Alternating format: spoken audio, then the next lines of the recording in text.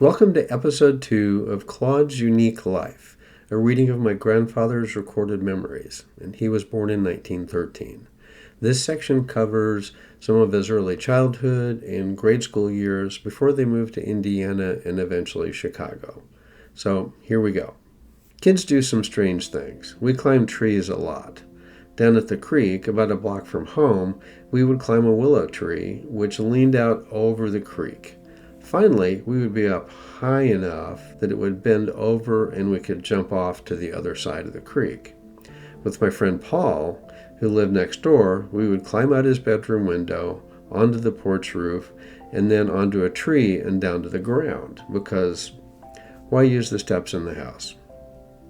We would also wiggle through culverts which were so small that we couldn't crawl through them on our hands and knees, but on our stomachs. It's a wonder we didn't get stuck. We had great fun at the creek catching minnows, tadpoles, and crawdads, sometimes called crayfish. We took the tadpoles home and put them in the rain barrel. Our rain barrel was a large wooden keg set under one eave of the roof to catch clean rainwater, and we used it mostly when washing our hair. It was really soft. We put a piece of board on the barrel so that when the tadpoles became frogs, they could jump out. It was something checking them day by day, watching their hind legs grow, then their front legs, and finally the tail was gone and the frog would jump out. Another pastime was to climb up on the roof of Herd's barn. D. Herd was a good friend. Uncle Jim, Mom's brother, married his sister Aunt Eva. They lived in a big house on a hill south of us, and there was a large oak tree near the barn with a rope tied to one high limb for a swing. We would hold the rope, jump off the roof, and make an enormous swing across the barnyard, and then turn loose and drop to the ground. Would you believe the only bone I ever broke was recently when I broke an arm at the wrist? The Lord is truly good. My youngest brother, Joe, for some reason we called him Joker or Joke, was born in our house on South Dixon. Dad took me to town to stay at my Aunt Lillian's, Mom's sister. That next morning, she awakened me by saying, "You have a little baby brother." Dad built a screened-in porch on the back of the house so we could sleep out there more comfortably in the summer. It had curtains to let down when it rained. The door to it was on the back porch, but we kids would climb in and out through the bedroom window, which was next to it. It was fun. We always had a garden. The small one out of the back was always spaded up. I pushed the sharp shovel, called a spade, into the ground as far as I could, and I would jump up on it and push it down further, and then lean back to break the dirt loose. Then I picked the shovel full of dirt up, turn it around, and put it down. That put fresh dirt on the top. Would you believe I enjoyed doing this? It was hard work. I couldn't wait for the peanuts to grow.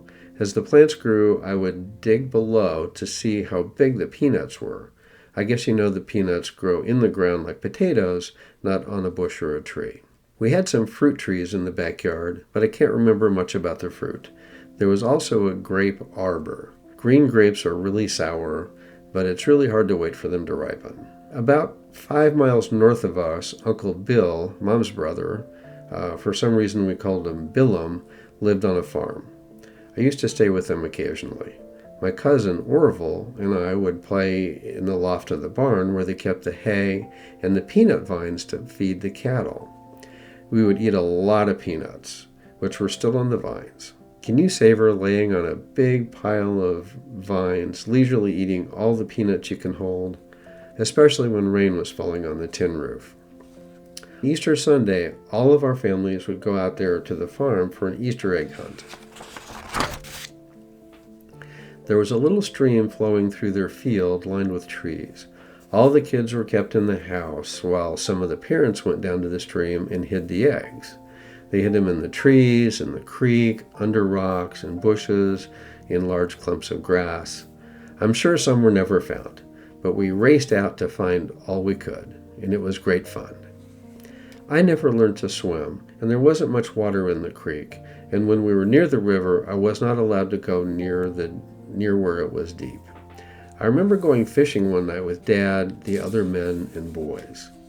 We used a trout line, not poles, And a trout line was a long piece of heavy cord strung across the river with smaller cords and hooks hanging down from it, and they were spaced a foot or two apart. We roasted ears of corn in the coals of a fire after covering it in mud. It was delicious. After a flood, there would be large pools of water with fish in them.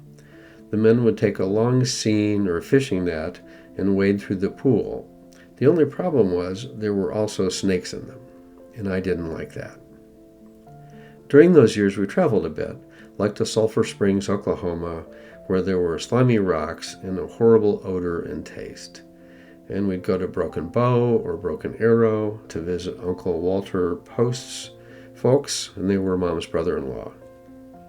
Dad and I attended the First Baptist Church. One day when we left for church, Dad could not find his new hat. There was an old one there which didn't even fit him. Now, as an aside, in that time, men wore hats all the time. You even see pictures of old baseball games when men were in their hats and suits and ties. Back to the story. I don't believe he ever found his hat. After he bought the Ford, the whole family went to the Little Baptist Tabernacle on the southwest side of Shawnee near Uncle John Gentry's home.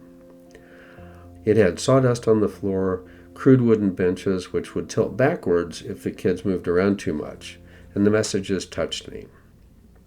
Dad accepted the Lord prior to this time in evangelical meetings conducted by Dr. Mordecai Ham, an old Southern evangelist, and his song leader Ramsey.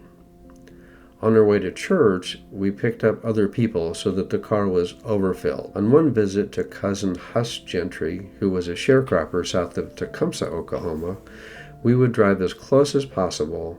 The wagon road finally had stumps and rocks in it, so we parked the car, and he met us with his wagon. We kids enjoyed sitting in the back of the wagon with our feet dangling down the side as we bounced along. They lived in a 1 or 2 room log cabin.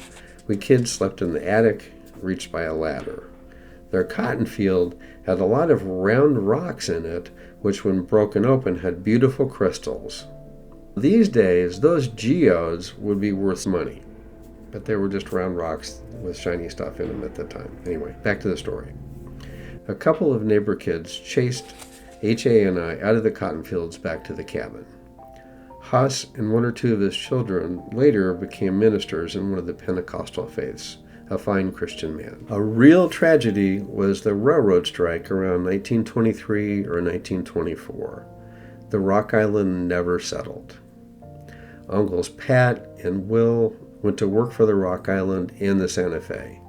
In Dad's language, they were scabs, taking the strikers' jobs. We as a family had been so close, but now we did not speak. We kids could no longer visit, and it was really bad. And nobody got over it for many years. After losing his job at the railroad, Dad did odd jobs around Shawnee. He worked at the Potawatomi County Highway Department, driving a large Caterpillar tractor or grader to keep the dirt roads usable. He also worked in the oil fields in northern Oklahoma. We worried a bit about him because he traveled by hopping on a freight train. Some railroad men overlooked them and even advised them which empty cars was going in what direction. The them was due to the fact that there were a lot of men traveling this way looking for work at that time. And this was even before the Great Depression. Other railroad men would chase them off the railroad property. But Dad finally found a steady job with the B&O in Garrett, Indiana around 1924 or 1925. More about that later. During the strike, a local groceryman let Dad charge our groceries, building up a large debt which wasn't completely paid off for several years. I tried to earn money by selling the Oklahoma City Times newspapers. They cost me 2.5 cents, and they were sold for 3 cents, and I was lucky if I sold 4 or 5. We walked along the sidewalks downtown yelling, "Oklahoma City Times, 3 cents." Some big spenders would give us a nickel and tell us to keep the change. So that's episode 2. In the next episode, he talks about moving from rural Oklahoma to Indiana and then Chicago and the culture shock. between the cities and even in the educational system. So whenever that's up, there will be a link for that. And thanks for listening, and I hope you find this enjoyable. Signing off for now.